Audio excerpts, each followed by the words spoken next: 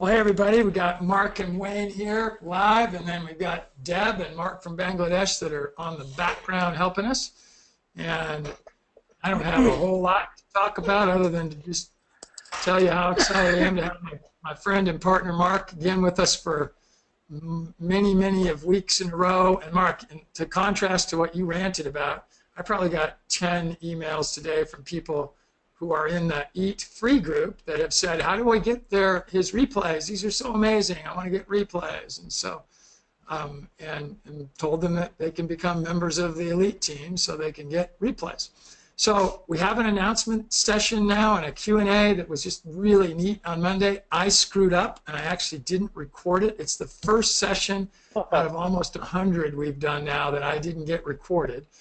But I've got the question and answer in there, and it was really fun because we talked about Trump systems, by the way, Mark, that Bill Mollison is always talking about, and Lynn, who's on here tonight with us, she was kind of my co-hostess because nobody else would raise their hand and want to go on live.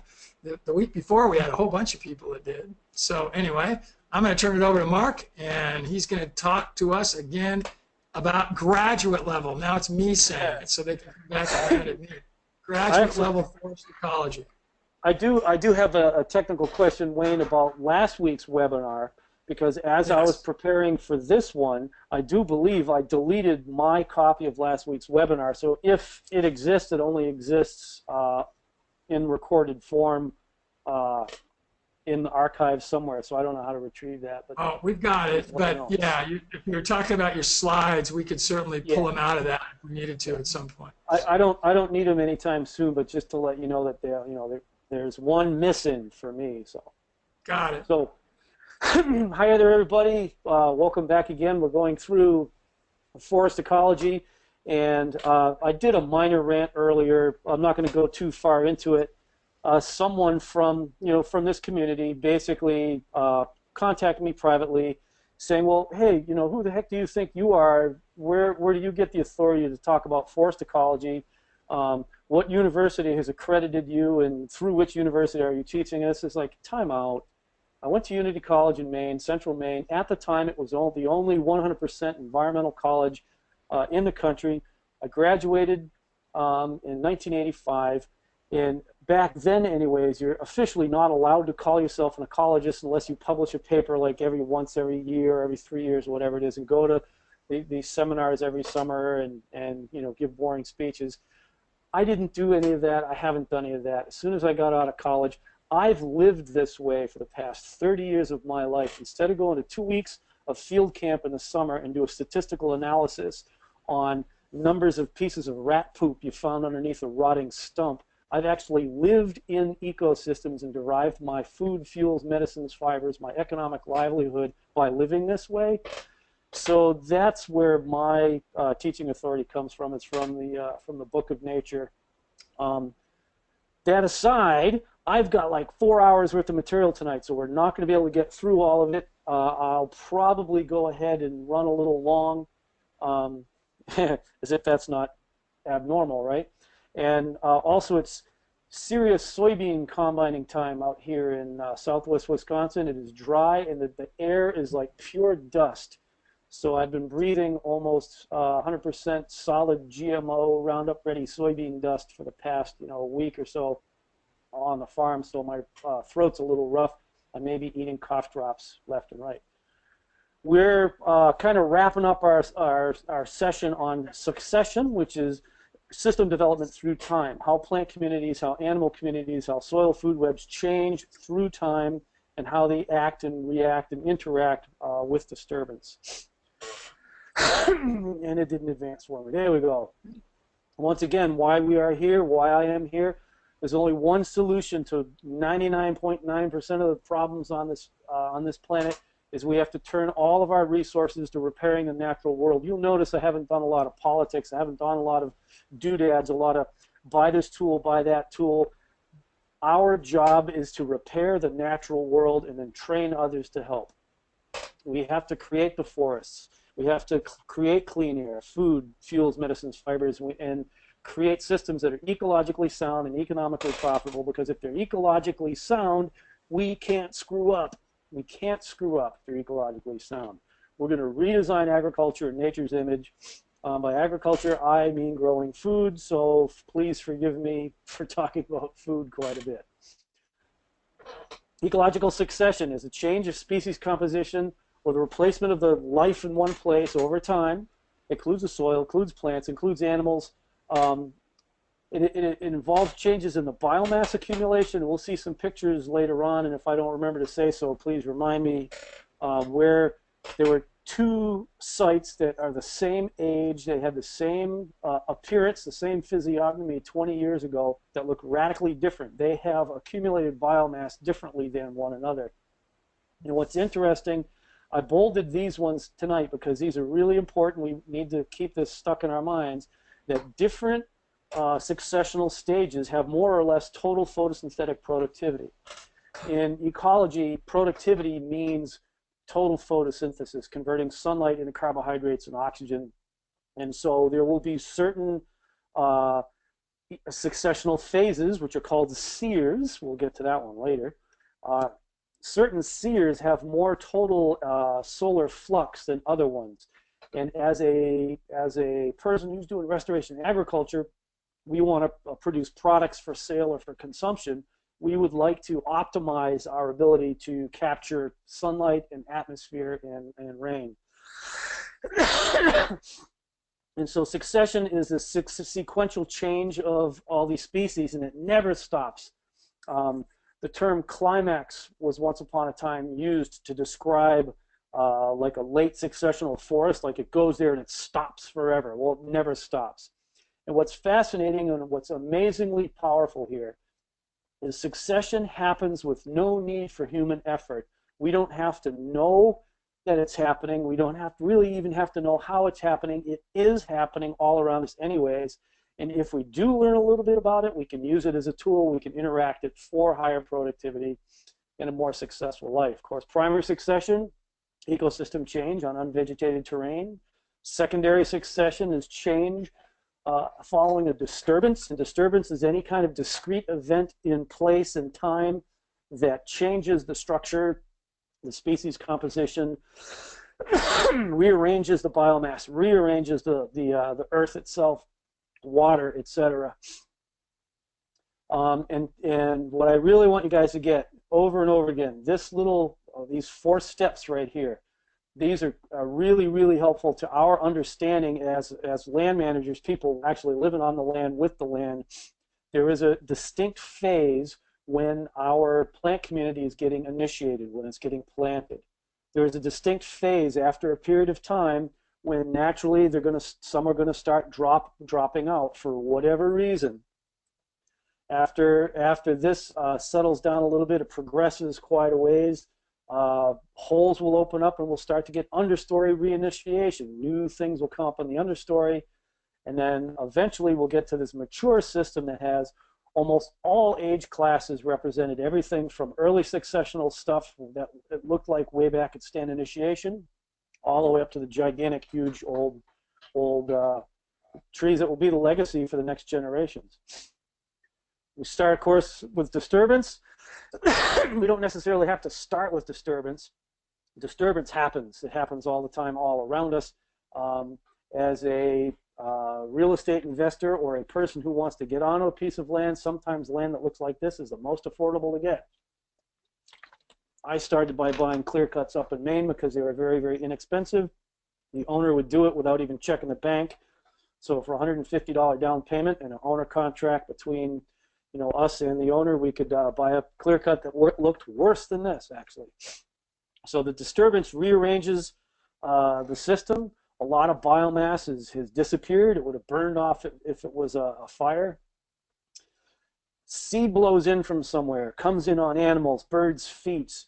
Permaculture guys drive by and drop seed balls at you, or tree planting crews come through and plant trees. A number of different ways for the stand to get established. And as the stand is getting established, more and more of the available growing sites are taken up.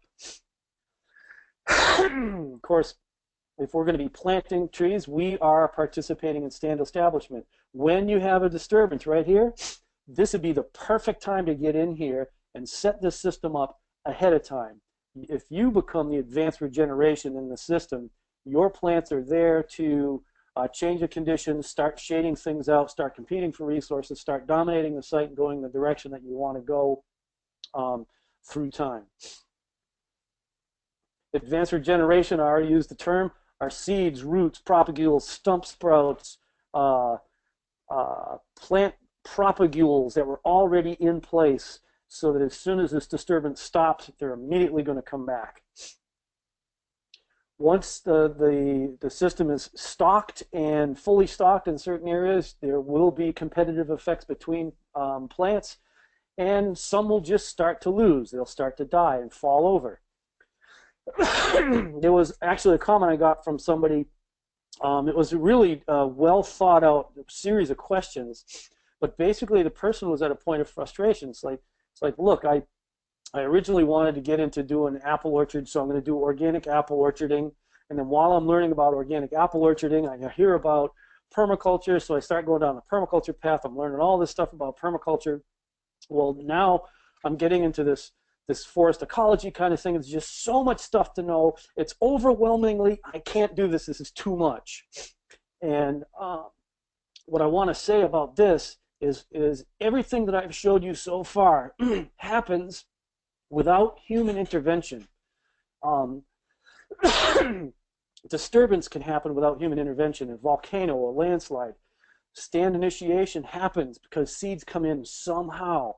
Well, then after the site is fully colonized, there will be stem exclusion. So some of the power of doing restoration agriculture, of imitating the plant communities of your place, is the fact that these are the species that belong there. And if you just set them up, you walk away from it, it's going to do okay. It might look like this, and if somebody who is an orchardist looks at this picture right here, they'll flip out. I mean, they'll throw out, look at all the disease that's in there and the pests that are in there. You can't do anything, blah, blah, blah. But you know what? This is a highly productive system. This is about as natural as you can get. And aside from planting trees at the beginning, if you planted trees at the beginning, this probably cost nothing to anybody right here. It's a very affordable technology. All we're doing is imitating nature. So it's so much easier than orcharding, whether it's chemical or organic or permaculture. We don't have to think about these processes. They're going to happen anyways, whether we interact with them or not. However, this is a very useful stage to interact with. This is a direct seed planting that I had done. It's probably around 12 or 15 years ago. A wide variety of oaks, walnuts, and hickories were thrown in there. The site was planted into an old hayfield. A friend and I had basically modified an old corn planter and have come up with a one-row seed tree or tree seed planter that just plants them right in, just like a corn planter.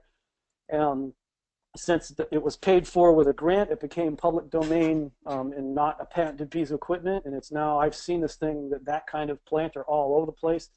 Nowadays, Southwest Badger RC&D Council has one of these things and rents it out to people to plant trees. So all we did is we gather up a couple of bushels of nuts. What does that cost? You spend an afternoon in the park with your kids picking up a whole bunch of seeds, throw them in the hopper, drive back and forth through the field, and then walk away for 10 years. What happens naturally all by itself is, look at these gaps in the row. There's like a big gap over here. This is like a row, and then there's a row there, and so on. The rows are about 6 feet apart, and then there's no trees right over here. Maybe mice got in there, started tunneling through the crack, maybe wild pigs, maybe deer. Actually, the first time I've ever seen deer put their nose in the ground and root like pigs was in a direct seeded planting. So now this stand of young trees is at the stem exclusion phase, whether we interact with it or not. If we do nothing to it, the trees that have managed to get a big piece of canopy will start to chemically dominate the others. They will also, their roots are more developed. They'll start to shade out the others. They'll take more moisture and nutrients from the ground. Like, look at this poor little bugger right here. This is losing. It's not going to make it up there. This one already fell over. So we don't have to participate in this at all. Or at the stem exclusion phase, we can participate and help to keep the trees in their fastest phase of growth, those nice, teenage years. And so what we can do, we can come through here and let's say we do a 50% removal. Let's take the ones that are shading this out the most. Let's take that one out of here. It's kind of crooked. It's good for firewood. This one's leaning. It's out in the middle of the road. It's probably going to hit me in the tractor if I drive by. Let's take that one out. It's probably just about big enough for mushrooms. Let's take that one out. It's kind of scrizzly. So then we'll have like these two left behind to continue to grow and colonize the canopy. We can remove these trees almost forever, a little bit at a time, as they get bigger and get more light, more water, more nutrients to the trees. Which tree do you think here probably has more wood? Hello, ding, ding, ding. Which probably is straighter? Ding, ding, ding. Can make more boards. Will probably make more nuts over time, etc. So we can select for the trees that we want to dominate that site, and let's keep them in that phase of rapid growth. And there's somebody knocking at the door, and the door is locked, and I'm not letting them in. If we keep them right at this phase, we can keep them at that phase in a closed canopy form, as a closed canopy forest, or open in a savanna form with the grass underneath. I'll show you pictures of both. And it depends on our goals. But to keep our trees growing in this phase right here, that's when they're growing the fastest. We're going to be getting the fastest solar turnover. Sunlight turned into usable products, and the trees grow faster. This side over here on the left looked virtually identical to this side over here on the right 20 years ago. The difference between the part on the left and the part on the right is, as you can see on the right, it's obviously at the stem exclusion phase. There are places where stems are dying, have died already. There's also a lot of prevention of regeneration going on, whereas over here, it was like this picture right here. All I did is I kept removing the ugliest, twistedest, the least valuable trees. Keep removing the least valuable trees to give enough light to the other ones to keep them growing as fast as they possibly can. I've just finished for the season in this stand again. I've removed between 1 and 5 cord of wood. That's a pile of wood 4 by 4 by 4 by 4 by 8 feet long, 128 cubic feet of wood every single year for 22 years now out of this side, and it looks like there's a heck of a lot more wood here than here because there's something going on the right. And we'll talk about that a little bit. This is an example of the stem exclusion phase in an open system. Grass is one of the priorities here, not a closed canopy forest like the previous picture. We want to have grass, and since these are mostly chestnut, I want plenty of sun to strike the foliage of my chestnut trees to optimize the number of nuts that will be on the trees there. And of course, since chestnut is a fire-adapted species, it coppices well, and all these green sprouts are the newly sprouted back from last year's cutting. Here's the area that I just got finished in today. Now, 20 years ago, this tree right here, this was the edge of the woods. There's sirens going by, and I wonder if it had something to do with the panic-sounding knocking at the doors. It's bizarre. Anyhow, and you see the grass over on the left of the picture here? The grass went all the way up to these trees here. And I didn't do anything because I saw a couple of young trees coming in. You can't really see it here, but in the background there's one tall white ash tree that I've left there behind all these trees. That was there. I saw it was like 6 or 7 foot tall. And so animals have grazed in here for 20 years.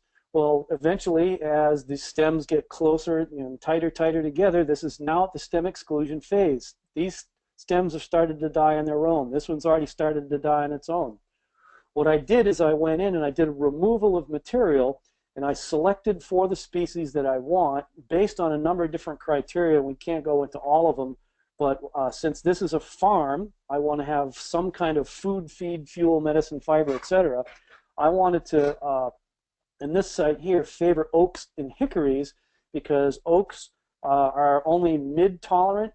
They won't handle much more shade than this. A couple more years, and these oaks are going to be dead. They'll just give up. They can't grow anymore. There's a lot of black cherry in here. A lot of these lighter leaves of black cherry. It's fairly tolerant, and it can grow in the understory quite well. It coppices back from the root, so it's shade tolerant, will coppice back from the root. I'm happy to have it there. There's basswood that started to sprout in there. That's a very tolerant species. That'll grow down cellar almost in the dark completely. And so I cut that down because I know it's going to come back. Then there's a lot of sugar maple that was in here, and that's probably not going to sprout back from the root. So I cut it down anyways because I know that as the site gets shadier again, when I open it up, the grass is going to come in. Well, then the trees remaining are going to close the canopy after 4, 5, 6, 7, 10 years. Then the maples can come back in. So I'm not afraid of them disappearing. And then, of course, I left some of the hickories. This is a big, beautiful, nice, straight and tall, about 4 or 5 inches diameter hickory.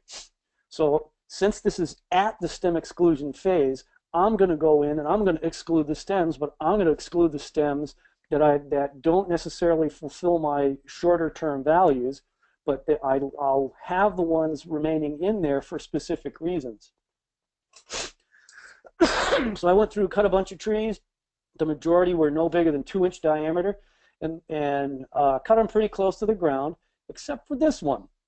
I intentionally left this one about 2.5 feet tall because this was an apple seedling. Probably I was eating an apple and I threw the core over there.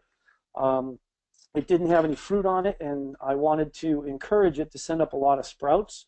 So next season, this 2017, this will send up a lot of sprouts, and in 2018 I can graft on 3, 4, 5, 6, 10 of my favorite varieties and let one of its own branches remain. So now I've got all this debris on the ground, sprinkle liberally with Winecap stropharia, sawdust spawn that I get from Field and Forest Products, Inc., and drive over it with my flail chopper and chip it all up. So I just have come down here, turn around, and I'm heading back that way to grind up all this stuff in there. This is the great time to get rid of anything that you might consider to be invasives, things that you don't want in a pasture, because all this grass here and whatever remnants of grass is under here, it's going to light back up again, and this is all going to be an open silvopasture system. And just to show you some of the size of the wood, I'm burning as firewood trees that sprouted after I took over management of New Forest Farm. This is like 15, 16-year-old, I think this at least 16 or maybe 18 once we get to the center here. So these, I'm burning fresh carbon. This is carbon I took out of the atmosphere. It's not a huge thing if I put it back into the atmosphere. I've got somewhat of a closed loop going on. And the trees that are left behind are going to grow faster, and it's going to be oak, which I can use later on for growing shiitake mushrooms, and of course for building. It's an outstanding firewood, etc. And so that's what it looks like, open and clear. And this grass will just easily light right back up. So next year we'll be getting cattle grazing in there, pigs grazing in there. There'll probably be some hickory nuts falling off of the trees. These larger oaks will be dropping acorns again. Maybe we'll be getting some further regeneration of oaks. So we've set up a whole bunch of different values here. Trees that we don't want to completely disappear will come back if they're ones that coppice, and the ones that we want to favor will grow faster because we're giving them more light. And I pulled out of this spot right here a half a cord of wood, so that's 4 foot by 4 foot by 4 foot pile of wood, and our neck of the woods sells for about $80. So for an hour and a half, 2 hours worth of work, I got an $80 value, and the increased value of this property in the resource base that's there, this will feed myself and my family into the future. This is one of the goals I'm looking for there, is an open, grassy, obviously this was taken later on, there's chestnut in that opening as well, but not too many. An open, grassy piece of property, it's a savanna analog with multiple different purposes, multiple different yields. So once you get to a place, let's go back to this picture here. Okay, now that we're here, and there's been this disturbance, there's been a stem exclusion. I excluded them with the chainsaw, and then I chipped them up with the mower. There's a serious disturbance going on there. There's going to be all kinds of mushrooms here flushing next spring.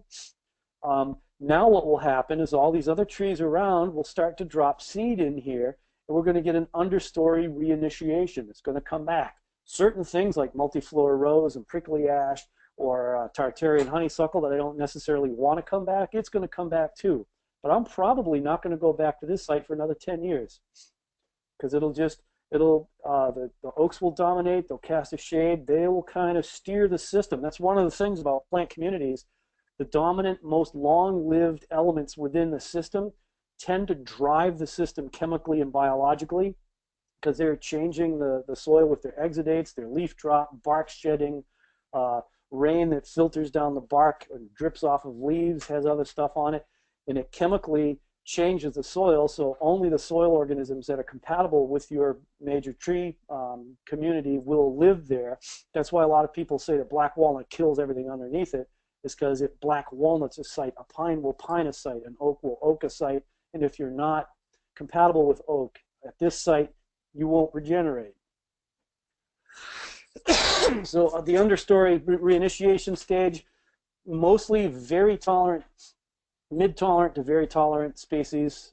Some of them are so tolerant they can persist just with a few little sunflecks during the day, in the order of minutes of direct sun a day, until we get to the phase of old growth, where we have a balance of gigantic old trees and all age classes in between, and some stuff that's freshly disturbed. For example, when a big windstorm comes over and all these big giants fall over and rip up soil and make the pit and mound architecture, we have almost every single phase of succession represented, almost all the species represented, from the very, very beginning at disturbance all the way up to the longest lived old growth tree that you have in that system. So then we have an old growth system. Old growth forest, however, may not necessarily, see how it's closed canopy, a closed canopy old growth forest may not be the phase that has the highest rate of solar flux. This may not be the one that produces the most economic return to us or food return to us, short-term cash flow wise.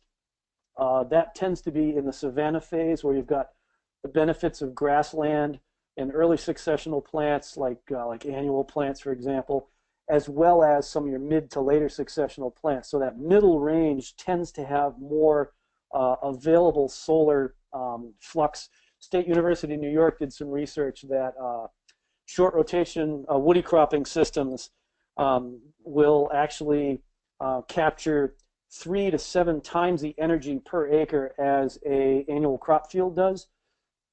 Short rotation woody crops, they were talking specifically about willow and poplar for biomass, to coppice for energy production. But what that means is you've got these fast-growing, middle of their age span plants that just have started to close the canopy, and you coppice them, cut them off, and they sprout back. And that's the phase where they're cycling the most energy. That's where we have the most opportunity for economic yields, food yields, etc. We can still have our old growth. We'll just have it as part of a mixed, balanced, uneven age distribution of tree diameters of all age classes and all species. Of course, trees may establish and reach the canopy 3 different ways: by following catastrophic disturbance, establishing in gaps in the overstory, or by continuous regeneration. These are some older oak trees, old growth oak. This one has died already, left a gap. This now brings more light to these guys here. Now the race is on. The stand is initiated. The understory has been reinitiated. Now it's rapidly going to go into the stem exclusion phase, and we have more opportunities here to interact with it and steer succession in a general direction at that phase. Then, of course, there's continuous regeneration, which we talked a little bit about last week. In an understory, intolerant species are typically the ones that utilize major disturbance mode, the ones that are the most dependent on full sun. They're not shade tolerant. Birch, aspen, willow, cottonwood are classic examples that fly in on little little puffies. Things like box elder, a lot of the spruce, a lot of the pines require disturbed soil, and they utilize this massive disturbance mode for regeneration.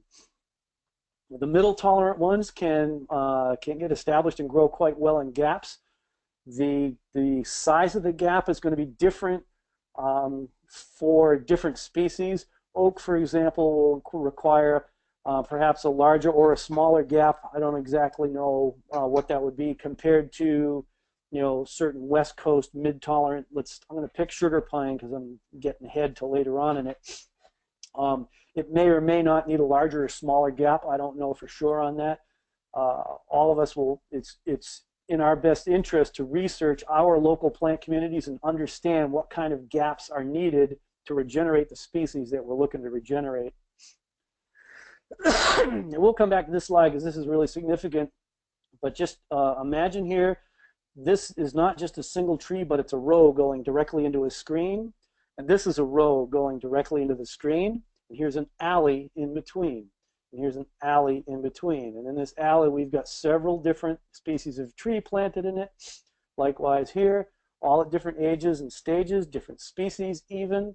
And if we manage the under canopy properly, as well as the over canopy, we can be growing sun-loving plants in the spaces in between these. And then we just manage by removal. And of course, if we make the gap too big or something falls down, we'll put in new species. But we'll come back to that. That's important. Facilitation, tolerance, and inhibition. This needs to be understood. Not everything in the forest is one big cooperative, helpful family. This eastern red cedar, this juniper, was shaded out. It lost the battle for the canopy. It was overtopped by these other species. The branches went right through it. This is actually an American basswood, I believe. Very shade tolerant. It said, I don't care if you got branches in the way. I'm going right through you, right over you, and shading you completely out. You're dead. Those are now my resources. I get that water. I get that piece of sky. That actually does happen. We're going to go through this process a little bit. This happens anyways, whether we're interacting with it or not. This stuff happens. It just does. First of all, there's a disturbance that opens up a relatively large space. How large? Well, it's relative to the species, the tolerance, rainfall, the soil conditions, all kinds of different things that it's relative to, depending on how big the disturbance is. It's at this phase right here is where our stand initiation happens. Somewhere in here, new propagules come in, seed, cuttings, rooted seedlings that we plant. You know, it came in on animal fur, duck feet, who knows, aardvark poop, however it got there. That's when the stand initiation phase happens. Well, under the what's called the relay floristics model, with facilitation, what that means is that the species that got established, these early successional pioneer species, they can tolerate the conditions after post-disturbance conditions. And let's just use a cornfield as an example. You've got this cornfield that used to be something else a long time ago, but it's been plowed for the past 60 years and sprayed with herbicide. This is a seriously harassed piece of tired dirt. Only certain species will get established there well, mostly pioneer species. As they grow, they're going to be putting their roots into the soil. They're increasing the carbon, the organic matter in the soil. They are tolerant of a more bacterially dominated soil instead of a fungally dominated soil, whereas late successional species need more fungally dominated soil. I spoke a little bit about the River Edge Nature Center, whereas they'd had a hard time establishing the beech maple that's supposed to be there, because beech maple is a late successional species. It did not like going into a cornfield. So what it needed was some facilitation. Relay floristics is that this suite of species changes the system enough for the next suite of species to get established, which changes it enough for the next suite of species. And so you see the modification of the environment by the early occupants makes it more suitable for the late successional species. Well, then as that gets established, what happens once that site is totally colonized? Earlier species are eliminated through competition for resources. What stage is that? That's the stem exclusion phase. That's thinning. Naturally, the early pioneer species here are going to fade out. Sometimes the pioneer species only live a short period of time. Aspens are a classic in the east of U.S. anyways. Pin cherry, really, you can probably never get a pin cherry that grows taller than 40 feet tall, maybe 8 or 10-inch diameter, 60 years old at the most. They grow real fast, they colonize a site, and they die. They've helped to change the site to make it ready for the later successional species that come in underneath. So this is where stem exclusion takes place. Well, a different model, this one over here on the facilitation side, this was let me go back to the term so I remember it correctly. right? The relay floristics. And then over here, our initial floristic composition model go back. Whereas the individuals of any species can get established there, and they do. If they follow the tolerance model, the modification of the environment by the early ones doesn't really have an effect on the later successional species. They just kind of all get along to a certain extent. They will go through the stem exclusion phase. They will. Well, on the inhibition side, there is a whole bunch of different sears, like these successional phases. In the shrubland is actually one of them. When you get into a shrubland type situation, it's entirely possible that suite of species can inhibit the further invasion by others. And as long as they are unmanaged, they'll persist forever and ever and ever and ever, and they'll exclude or suppress subsequent colonists of all species. We've talked about that before, and you remember where I was talking about that? I was talking about it in relation to chaparral systems in California. It used to be redwood, cut down. They tried to go through secondary succession again, but then again were cut again. They turned into grasslands. As long as there was lots of burning and grazing, the grasslands were doing all right. But once fire and grazing went away from the grasslands, it all grown up to scrub chaparral. And it's almost impossible to break that cycle without a major disturbance. And fortunately for the chaparral in California, fire comes in every once in a while. But now there's no legacy species to recolonize after the disturbance. So this can happen. And here's an example right here. This one, in the early years at the stem exclusion phase, it got kind of stuck because of inhibition. There, certain shrubs and trees got to the phase and they excluded anybody and everybody else from coming in. And so it's not growing as fast, and it's stunted at a stage. And if we remember again, we're talking about successional time. There's forward in successional time, means towards a more developed, more tolerant, shade-tolerant system with a shade-tolerant understory, and back in time is towards disturbance, bare soil, grassland phase. So this has showed at the stem exclusion phase a tremendous amount of inhibition, which has prevented new trees like these from sprouting up. Coarse tolerant species can use a third mode of continuous recruitment. This is in Michigan at the Warren Woods, and this is a picture I took in Belgium. Just amazing understory. It's like pure solid stand of beech overstory. And then in certain areas, it's just this amazing little stand of young seedlings. Do you think 100% of those beech seedlings are going to make it to the canopy? Absolutely not. Probably not.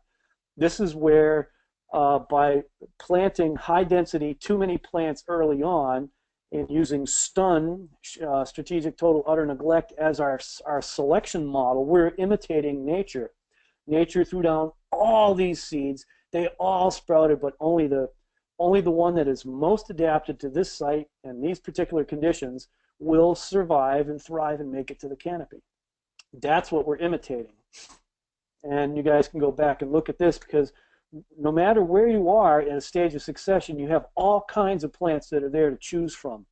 The decisions that you make will change the composition of that place, of that stand, 20 years from now, 200 years from now, 500 years from now, 1 year from now, by learning the different habits of the different plants and how these different plant communities work as a community. We can steer the succession of our place through time and keep it at a quote-unquote old growth phase once it finally gets there. And we'll have our openings for our early successional plants and our annual plants, everything all the way up to gigantic old growth whatevers. And if we manage that at the landscape scale, how could we screw up if we transform our planet back into a late successional ecosystem with species that are site adapted and regionally adapted? Can't go wrong. Can't go wrong. And we'll eat pretty well too. We talked about this last week, and I'm going to slam through it really quick. Pinyon juniper vegetation type covers 100 million acres in the USA. More acres, of pinyon juniper than there are corn. And if you're in these areas here, anywhere near here, within a few hundred miles around it, the pinyon system is one that you can design your ecological restoration agriculture permaculture system around.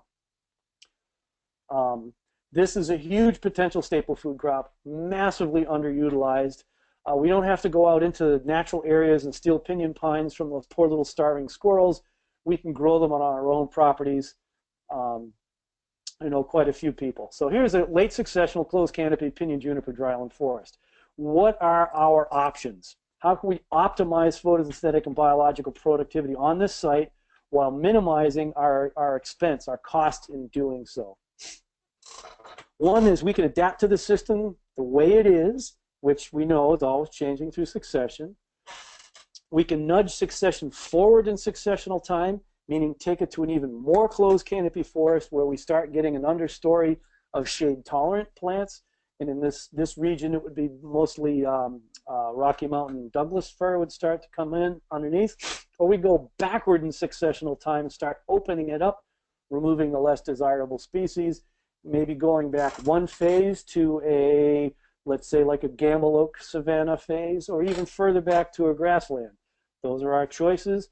Or we can do the modern agricultural method of just eradicate the whole doggone thing and reestablish a totally different one.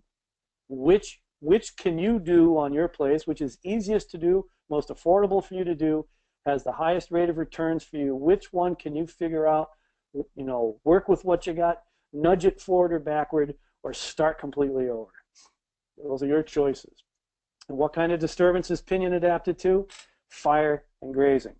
We can imitate fire either with controlled burns or with mowing, which, you know, removes a lot of the organic matter and clears off a lot of the space above ground, exposes a lot of mineral soil. It does not, however, consume the energy that's there, and it doesn't have the fast flush release and alkalinizing, what word would that be, effect of wood ash immediately following the next rain. And of course, grazing, we have all kinds of animals to choose from with our grazing. So on the grassland phase, if we remember that we're fire, we can overburn it, return it to grassland, just keep burning it at grassland, and grazing it. Or get it to a certain stage and then thin some out. Instead of using a thinning fire, how about using a brush saw, which is a heavy-duty weed eater and a table saw blade on it, or one of those forestry mulchers that we saw a couple of webinars ago, or we get it to a nice pole-size stand with grass underneath it, and we maintain this open park-like stand. This is the phase right here where we have the most opportunity for total energy flux, sunlight, and nutrient cycling, and highest potential for yields of saleable products. So here's a property in the historic range of pinyon pine. What are the options? What are the options that you have for this property? Young couple who spent the summer on our farm, they may be on the webinar tonight, have property like this in Colorado in the pinyon juniper homeland. What do you do? What does the person do with this? Well, if we were big ag, what would we do? Well, let's see. We would either would have to get our new well permits and drill a 5 million foot deep well, have some kind of electricity to run the pumps and the irrigation system, maybe center pivot, maybe a long line straight pipe that you roll through the fields, or maybe forget that, we'll just go dry land and we'll concentrate on growing a winter wheat or a winter rye, winter triticale, a winter grain, and then maybe in the spring we oversow in the stubble with sorghum sudan, which is an incredibly drought-resistant grass. Hit it with all the chemicals and fertilizers and fungicide and herbicides. That would be a big ag type approach to this property here. That may be what you choose to do. What would like the Holistic Management Savory Institute approach be? We get a whole bunch of animals, you know, more or less depending on the land base, and you programmatically keep them closely confined with one another so they're a tight herd, and you graze the dickens out of a place, and then you move the animals fairly rapidly to the next place, and you leave the space behind, give it a long time to recover. Maybe in this part of the world, maybe a whole entire year before you ever go back to that first first field to graze it again. That would work. That would actually increase the productivity here, possibly put you into a positive cash flow situation. What would like a Midwestern bioag soil remineralization approach be? You do a soil test for cation exchange capacity of your various different minerals. You add the particular minerals that are in shortage. It brings the overall level of fertility up. That lights up your soil. Life comes alive. Now you can graze more cattle, maybe in a set stocking situation where you just put them out there and wander them out there. You will get higher yields if you follow the Midwestern bioag remineralization approach. You just will. What would Elaine Ingham do? Some kind of soil biology approach, not necessarily just hers. You make up all kinds of potions from very specific compost. You send soil tests to her. I think it's like $250 a pop. Then you get the proper ratios of fungi and bacteria that you're supposed to have in this mix, and you got the pumps and the bells and the whistles, and then you have that sprayer, and you apply the sprayer, and you put the potions all over the soil at the right time. You will actually show increased yields.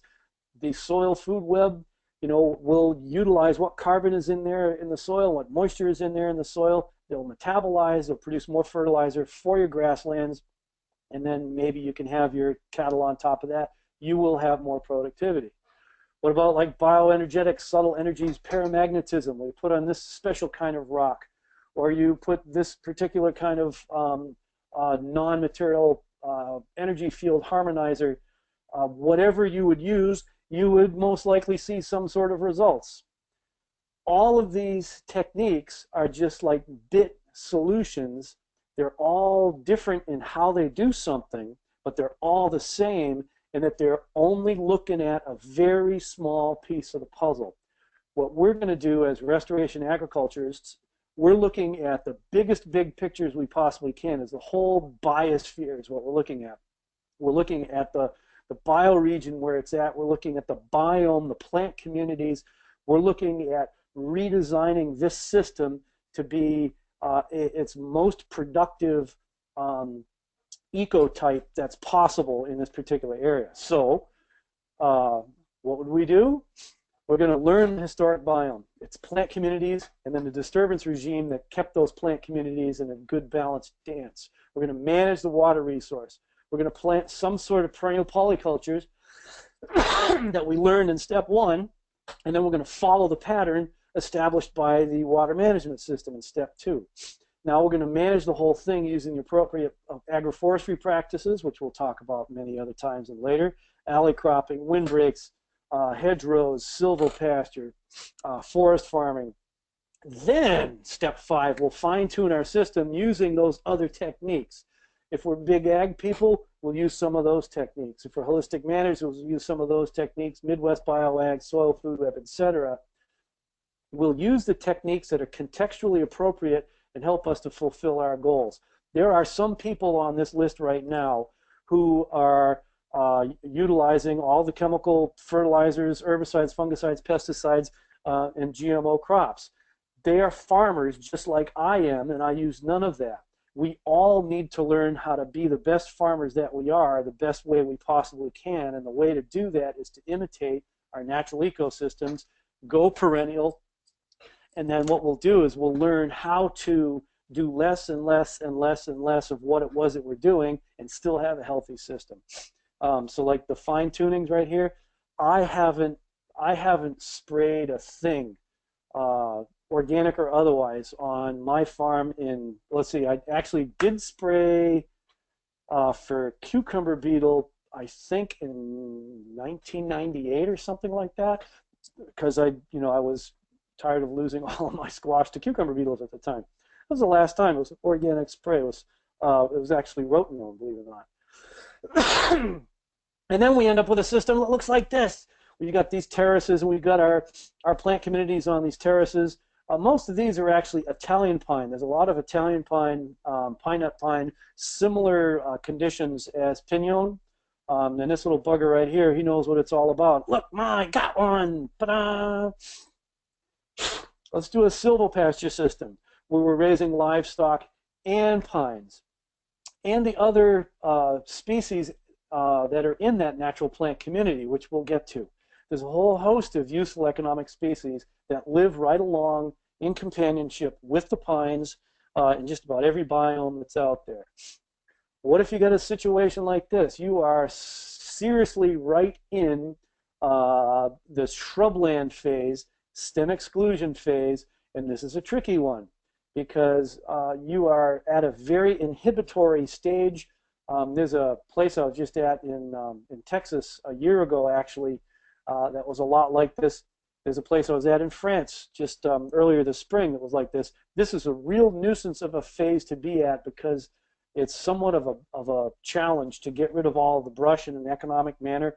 You can't do it effectively enough with goats. They'll do too much damage to your other residual trees that you actually want. But in here, what if you start with what you got?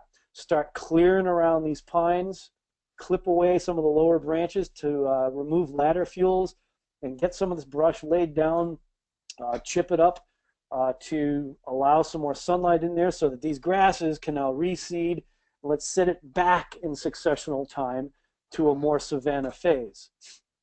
Here is a similar situation, similar species. This is also our pinyon pine, but this is overgrazed or improperly grazed. Let's go back and remove some of our ladder fuels. Let's lay our branches also crosswise on the slope, so any debris and organic matter will kind of filter down and get caught. We did a series of videos at Wayne's Ranch a year ago that showed naturally where a branch had just fallen across the hillside, and lo and behold, a couple of leaves and rabbit turds and stuff collected behind there, and there's a little micro compost pile going on, starting that virtuous cycle. Let's give this one some rest here. Let's let those grasses have a chance to grow, and of course it would be nice to pray for rain. And maybe this is where all of a sudden you go get your biodynamic preps and you do a sequential spraying at the right point in time that supposedly sets up a rainfall pattern. It's a very small data set, but whenever I followed a procedure that was set up by Hugh Courtney first about how to make it rain, doggone it, both times when I've done it, it's rained. So, you know, it's either wonderful coincidence or it actually works. And now remember, with the pines, there's over 20 species of pine nut in the world. They're adapted to all regions of the world except for the tundra and bare rock and ice where they won't grow. So here's this map of the globe, okay? See the orange up here, and then the Arctic, and then down here, Antarctica. Those are the only places where some sort of pine nut won't grow. I'm willing to bet a nickel that most of you live somewhere within the range of pine. We can be designing systems around the pine nut as our major species driving that system. This is Italian pine in Croatia, pine forest, unmanaged, not utilized as a food source. This is actually in one of the regions where it never used to be, but it is now the largest pine nut growing region on the planet, and that's the Russian Far East. So this is parts of Siberia. Those of you in northern Canada in the boreal forest biome or higher elevation, you guys know what this looks like. All the evergreen trees in the hills of the mountains or the evergreen trees on the flat. Well, instead of black spruce or white spruce or Engelmann spruce, they have Siberian pine, which makes pine nuts. And they're making a booming business in pine nut oil and pine flour and the pine nuts themselves, to the extent that there's actually been quite a bit of research, and the natural populations of these pines are actually threatened in many places because of overharvesting. People are in this, oh my gosh, we've got this huge resource, let's go get it. And you tap into that resource and you extract it as fast as you can to get the fastest value out of it, and you degrade the resource base. That's not how we want to do it. We want to get into, you know, this highfalutin, expensive crop. Actually, it's a great staple food crop. You only need like one pine cone worth of pine nuts a day, and that's like all the fat calories you possibly need is 60–70% fat. And I'd like somebody who's allergic to nuts to do some research on pine nuts, because I don't know if that qualifies as a true tree nut, simply because it's a different botanical part of the reproductive structure. But we can have high-value products like this going out in large quantities, grown in natural ecosystems that we plant. This is for the folks in the U.S. We've talked already a little bit about our Pinon region here, and one of the things to notice over here in California, all the way down to Baja California, the Pinon pine and this pine over here overlap in range. This part of the range, there's no North American pines that have the large nuts in the eastern part of North America, but we can do a climatological substitution, and down here we could start using some Italian pines in drier areas, and all through here, anywhere that an eastern white pine would grow, all the way up and through Canada, anywhere an eastern white pine would grow, a Korean pine would do really well. This is the family of species, the suite of species that you'll find. This is the plant community that lives with pines. Pines are the oldest, longest lived. They'll drive the system chemically, biologically, etc. But these other species live with it. Beech, cherries, plums, apricots. There's bush forms, tree forms, small trees, serviceberry, saskatoons, Juneberries, or what some other people call them, hazelnut. One of my favorite places is walking up Aspen Creek, or not Aspen Creek, Boulder Creek, coming out of Boulder, Colorado. You just keep walking upstream and upstream. Once you get out of the influence of town, there's beaked hazelnut all along the stream sides, going all the way up to about 8,000 feet. Siberian pea shrub for further up north. There are places where it behaves aggressively. So if you're in like the Middle Prairie provinces in Canada and in the Dakotas, Minnesota, it's now illegal for us to plant in Wisconsin, although it doesn't behave, doesn't like take off and reproduce too fast. But it makes these beautiful little mung bean-sized beans. It's a nitrogen fixer. Once it's established, it grows fairly fast. Blueberries. Blueberries are the king. Wherever you find pines, there will be some sort of blueberry or huckleberry that will be growing with pines. Raspberries, of course, blackberries in other places. Lingonberries, which are closely related to the cranberries that we have at Thanksgiving. Grapes in warmer, moister climates. Wintergreen is a ground-crawling little understory plant, super shade tolerant. Then, of course, fungi, forage, and livestock. This is a natural plant community. These are plants that live together, are happy together, have thrived together for a zillion years. If we go into a disturbed site, or wherever we get to a site first, and just plant all these species there, we can walk away from them and do nothing to them. A lot of them will die. I won't say most of them will die, but a lot of them will die. But they'll sort it out. These guys all belong together. They've been living together for years and years and years, and we will have a perennial food-producing ecosystem that's highly nutritious with fruits and nuts and berries and animals and mushrooms and all kinds of stuff. For those who are in areas that grow eastern white pine, we have at Forest Agriculture Enterprises this year an abundance of Korean pine seedlings. They're generally pretty small. They're about 6 to 8 inches tall, pretty big root system on them. The seeds are a nuisance to sprout, even for a professional nursery guy. So sometimes we have lots of them, and sometimes we don't have any at all. So this is one of the years that we have lots of them. So be sure to get in on the action. If you can grow eastern white pine, you can grow Korean pine. Now, if we remember the pictures from the boundary waters way back at the beginning here, where there were blowdowns, this pit and mound architecture. They would prefer some mineral soil, some disturbed mineral soil right off the bat. They will take 3 or 4 years to get established until they really kick in, and then they'll grow 18 inches to 2 feet a year and start producing really young. I select for Korean pines that start to produce nuts within 4 years as my cutoff on the Korean pines. This is in southwest Wisconsin, a New Forest farm. This is part of my oldest pine nut place. It's got white birch.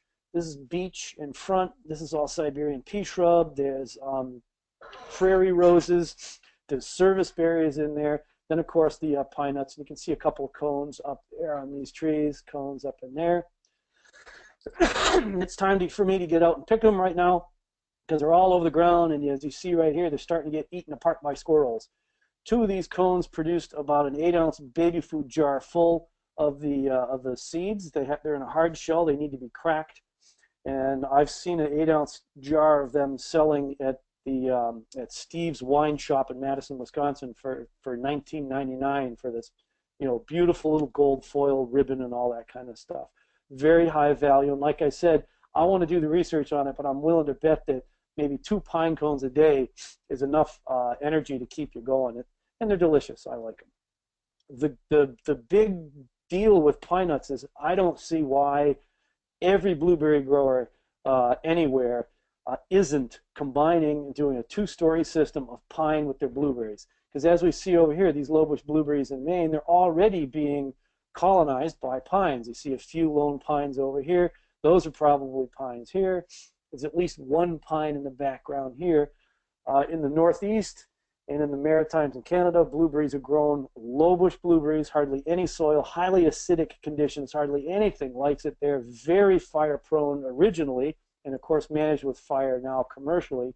Perfect place for a 2-story pine nut, Korean pine over a low-bush blueberry system. And here's a high-bush blueberry system to be harvested with a straddle harvester. Why not stick Korean pines in there? It's going to be 5, 6, 8, 10 years before they start to cast any shade, and then you just manage your branches by pruning your branches just before Christmas time to make wreaths, to sell Christmas wreaths with your pine nut specialty item at your roadside stand. Design your system to be machine harvestable. And what I find fascinating about this, look what we see in the background. We see pines, we see pines, we see pines. There's pines over here. Pines and blueberries grow together. They belong together. Why not have pine nuts over blueberries? Well, as a matter of fact, at New Forest Farm in Wisconsin, I do have pine nuts and blueberries. This is the original windbreak planted around the Homestead area. So all this area in the left is my pine nut breeding trial zone where I had, I believe it was 7 different species of pine nut that we originally planted, a tree with sheer total utter neglect. And here are 2 of the last Siberian pines that I have that are finally dying like 20 years later, yet to have a cone. So this whole row of Siberian pines just died all by itself.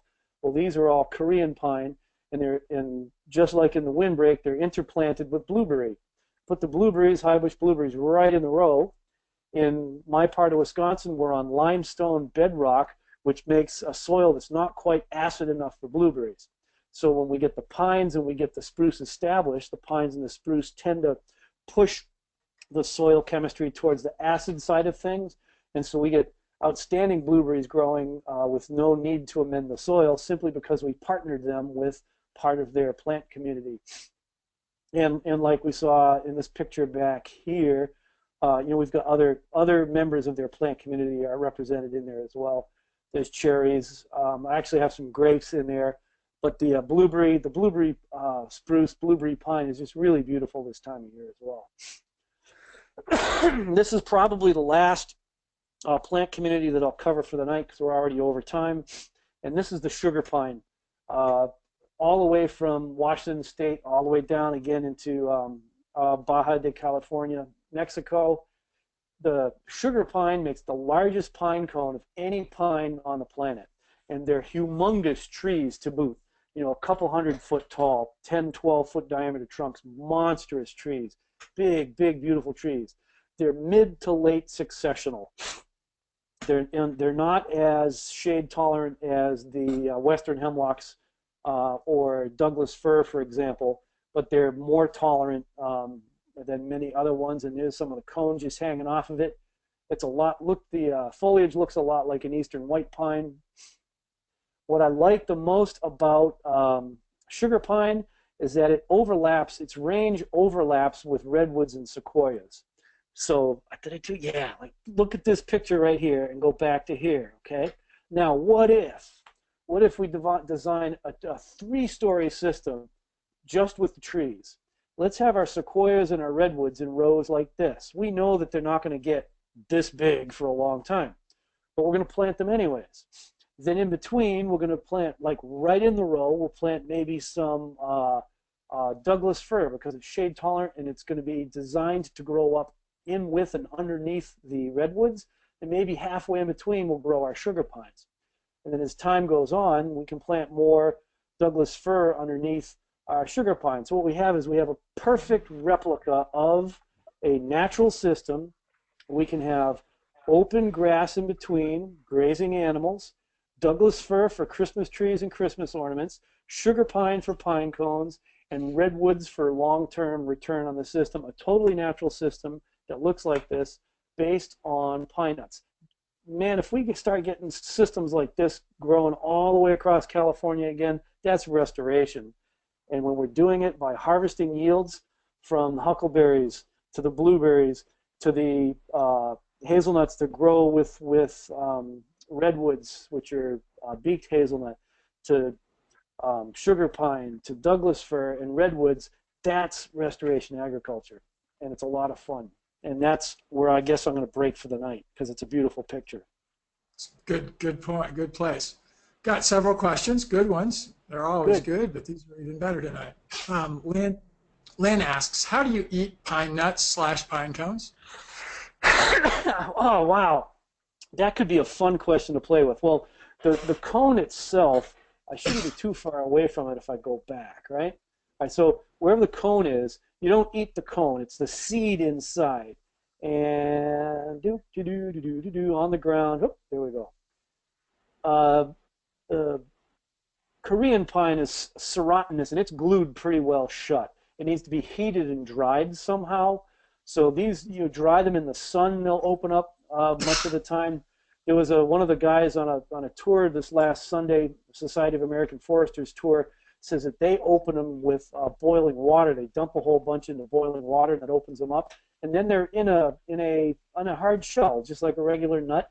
If you go to the Forest Ag website to buy Korean pines, you'll see some pictures of the seed as it was taken out. The nuts has to get cracked.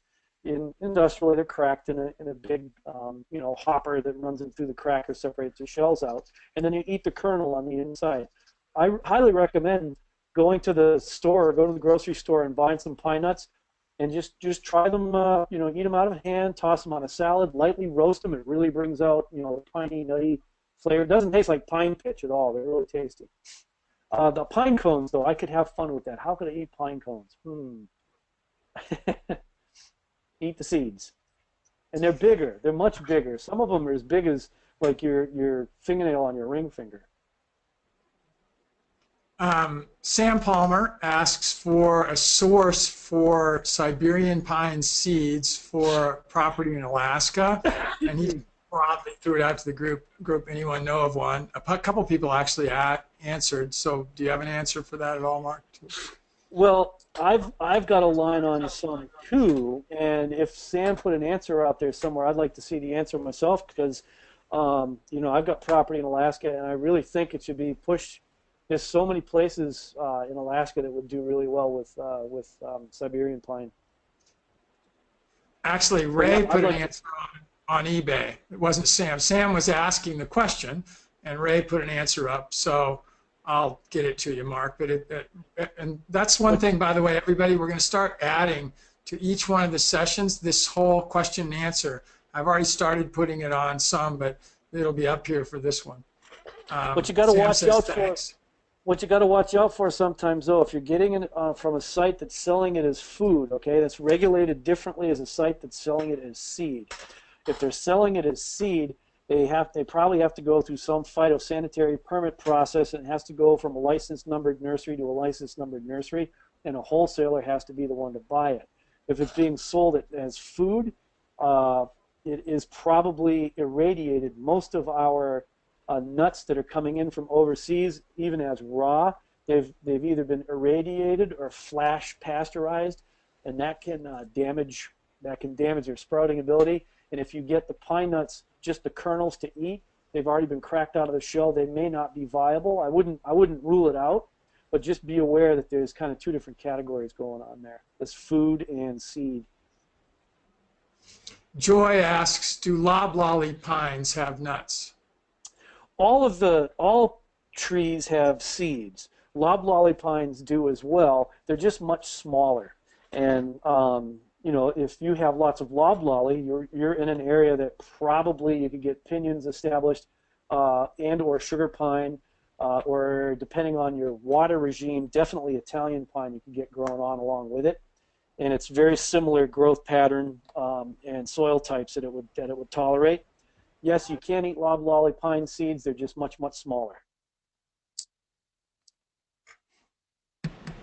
I muted my mic for a second because the train was going by. Adam asks about 3 questions, and I think I know the answer to one of them, but I'll ask it anyway. What is the textbook you are using? And I'll let you go ahead with that one. Well, you know what? Tonight is the night that I don't have the primary textbook with me, but the title is Forest Ecology. It's the university text, undergrad text for forest ecology, and it's annotated and updated every 3 or 4 years or whatever. It's funny that this is the first night I didn't bring it with me. But then what I do is in each section as I'm going through, I've got other resource material and a bunch of just different journal articles that I look at. And actually, that's where I get the basic text from, but where I get the real understanding is with working with these systems. Like I said, I've been living this way. I kid you not. I've been growing my own food in ecological systems for 30 bloody years. You get a different understanding of a forest when you are actually part and parcel of it and actively participate in its life. And so, yes, I'm following the texts. And if you go back to one of the first or second webinars on the archives, you'll see some of the text that I'm using. Also, do a lot of research on restoration ecology, because that has a lot more applicability, I think, to going into sites that aren't currently, like this picture right here that we're showing, that aren't this. What do you do if it's all grass and you want to go here? How do you go through that process? And so a lot of those are listed in one of the first webinars. There's a second question from Adam. Is it possible to grow 2 very different vegetation types right up next to each other? Oh, absolutely. Absolutely. How about like right in the same spot? That's the classic permaculture stacking concept, vertical integration, in ecology speak. I've got many just natural examples at my place. I've got cherry and hickory that are growing out of the same hole, and they're just getting bigger and bigger and bigger. Obviously, they're not growing together. They are twisted around with one another. I've got apple and black walnut, which according to most of the books cannot and will not happen. The apple tree is easily 1 foot in diameter. The walnut tree is almost 2 feet in diameter. I got white ash over hawthorn, right in the same spot. And so in a row, what we'll often do is we'll plant the whole entire polyculture right in the row. And what will end up happening is the short species never grow taller than they grow. The medium species grow a little bit taller than that. The next tallest ones grow taller than that, and the tallest ones overtop it. So you end up with, they sort themselves out by height because they will only grow that tall. No matter what you plant in the same row as this redwood here, it'll never take this part of the canopy because it just can't grow that tall. Cool. So yes. Couple more. You mentioned Korean pines with beech, prunus. Any other trees that will do planted closely with them? Go right back to the slide, the plant community, with the. I'm going to go right there to it and slam it right at you because you axed. But right there. All of those. Now you got other factors that are going to play in here. Beech is going to require a certain amount of moisture per year. The eastern part of this photograph, go with beech, maybe some up north. Hazelnut is basically all across this range. Naturally, I haven't seen it much further north in southern Yukon and Northwest Territories, rarely in Alaska, all through California. But the ones that you'll see in California are beaked hazel, and nobody's done any breeding work with that. It's a huge opportunity for a weed tree to come into our regular part of our food supply. Any of these species right here will go right with them, right in the same patch, happy as can be, if you've got enough water for it and the soil conditions are right, yada, yada, yada. Here's a fun one, and you must know this fellow, but it says, Mark, it's piezoelectric. currently working on an urban site populated with 30 to 40-year-old cottonwoods with a prevalent mix of staghorn sumac and some willow sprinkled in. Looking to phase out the cottonwoods with chestnut, pine nut, hazelnut, mulberry in the immediate vicinity, as well as numerous fruit trees and shrubs. And then it just says tips and tricks for transforming this cottonwood-dominated site. If it's a cottonwood-dominated site, it's probably telling you it's pretty close to the water table, because usually that's what cottonwood does, and it's not necessarily a chestnut site. That might be more of a call for walnut, hazelnut side of things instead of chestnut. If it is a very well-drained site, just start thinning out those cottonwoods, and you know how well they sprout back and come back from roots. Flag cottonwoods in a row, based on some sort of management system, and then remove things in an alley, and then flag another row of them, and leave the trees in the row and remove them in the alley.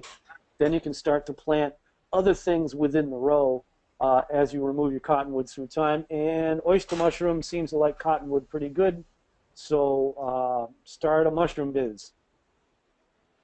I'm going to do a couple more here. I think this one, do you sell from the nursery into Canada? Greg says. Okay, yes, we can. It's a royal pain in the butt. And so what typically we do is we would want to find one person who becomes the point person where everything goes to. So if it's you, Greg, we'll ship to you, but you take charge and responsibility for organizing all of the other Canadians around you, and we'll have to start the dance really soon, like now, if we want to ship in May, to get all the paperwork in place. And then what ends up happening, it's a very real occurrence. What ends up happening is that inevitably, just because they feel that they have to do it, they will reject a box or two and send it back. And so we want to start the process now, get a whole bunch of people involved. A commercial nursery would be nice to be involved with one of them. And typically we've shipped out of either Montana or Michigan to bring trees into Canada, nursery to nursery. So yes, we do ship to Canada. Call Karen at Forest Ag and volunteer to bring in half a truckload of trees and distribute them to all the different people that sign up to buy trees in Canada. So yes, we can ship to Canada. Okay, last question for tonight. And by the way, I'm going to post these, like I said, and we'll get Mark to answer any of the others that aren't answered. Are you growing any beaked hazelnuts? I believe that's the species that grows wildly in the Canadian prairies.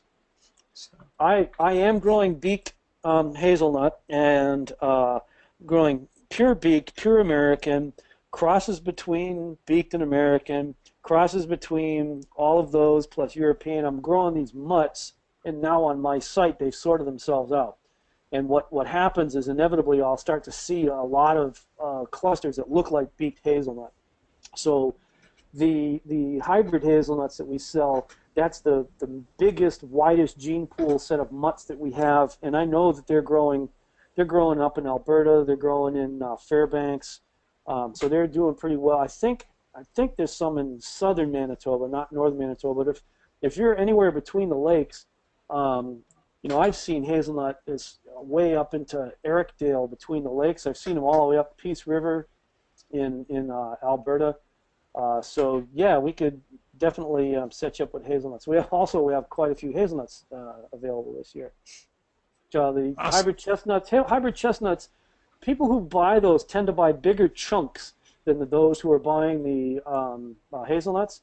And so although we have quite a few right now, most of the folks who've been buying them have been buying significant quantities, and poof, they're gone. So if you want the hybrid chestnuts, go for those. If you're in USDA Zone 6 or warmer, I would say don't even bother with the hybrids. Go right for the Chinese, because we know they work. The hybrids are specifically for those who are in colder climes. Awesome. As always, amazing session tonight. If you guys wouldn't mind, just throw in some ones if you thought that was good, or say thank you or something. Again, we'll get the replay done really early tomorrow, actually. Mark, who's on here with us, he'll get that done and put up there. A bunch of ones from people, a bunch of double ones. Nick is always really kind.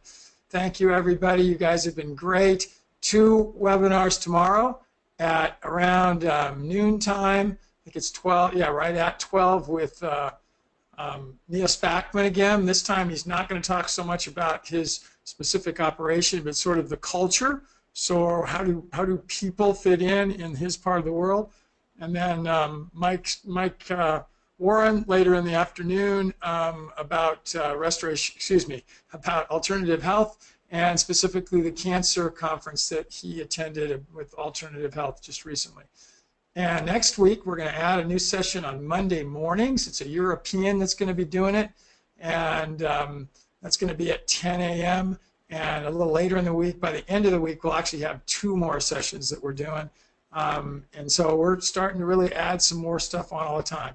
Mark, thanks as always, and everybody have a great evening or middle of the day or nighttime or whatever, and we'll catch everybody next time. Bye.